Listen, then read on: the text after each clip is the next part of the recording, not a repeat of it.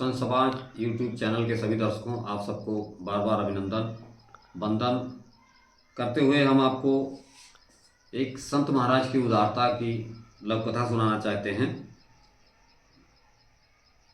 शीर्षक है संत की उदारता। संत की उदारता में हम आपको सुनाएंगे संत सखाराम। संत सखाराम महाराज जी हुए हैं, जिनका नाम आप सबने सुना होगा।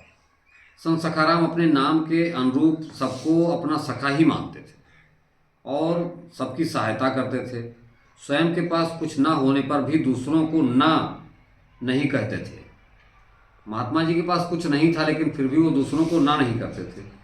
कोई दुष्ट उनकी उदारता का अनुचित लाभ उठाता तब भी उसे क्षमा कर देते। संत सखाराम जी, कोई दुष्ट उनसे अनुचित लाभ उठाता तब भी उसे क्षमा कर देते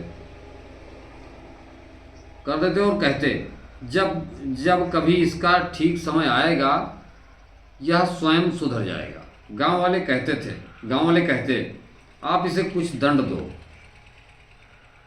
वह जवाब देते, जब सर्प अपना विष और सिंह अपना रक्तपान नहीं त्याग सकता तो भला मैं अपना स्वभाव कैसे छोड़ दूं। संत सखाराम जी के विचार दर्शकों आप सुन सकते हैं, कितने उत्तम थे। कि संत सखाराम जी का जवाब था कि जब सर्प अपना विष और सिंह अपना रक्तपान नहीं त्याग सकता तो मैं अपना स्वभाव कैसे छोड़ दूं। जाओ, मैंने इसे क्षमा किया। एक बार संत महाराज तीर्थ यात्रा पर गए। पीछे से गांव के कुछ दुष्ट लोगों ने दुष्टता दिखाते हुए कुटिया का सब सामान लूट लिया।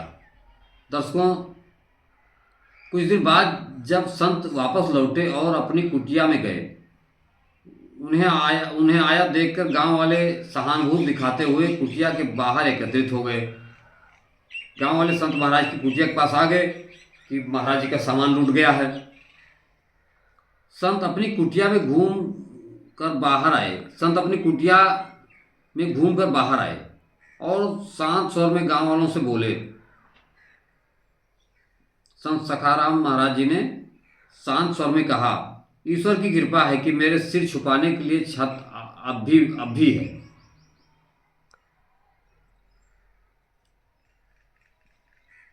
ईश्वर की कृपा है कि मेरे सिर छुपाने के लिए छत अब भी है। गांव वाले संत की विशाल हृदय और उदारता की प्रशंसा करते हुए उनके रहने के लिए सुविधा सामग्री जुटाने में लग गए और दुष्ट जन लज्जित होकर उनके चरणों में गिर पड़े। दर्शकों, ऐसे ऐसे संत हैं कि जिनके सहनशीलता का वर्णन नहीं किया जा सकता। दर्शकों, आप सबको एक लव कथा है, मैं सुना रहा हूँ। मुझे विश्वास है कि ये छोटी छोटे लव कथाओं से आपको कुछ शिक्षा जरूर मिलेगी। जरूर इसको आप मनन चिंतन करेंगे।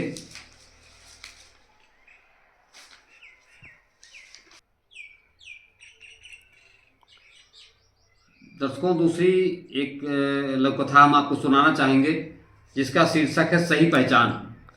एक राजा गुणों का पारखी माना जाता था।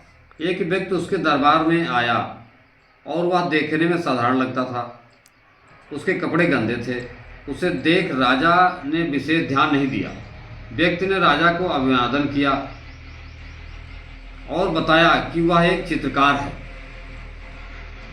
राजा ने उस ओर थोड़ी देर रुचि दिखाई।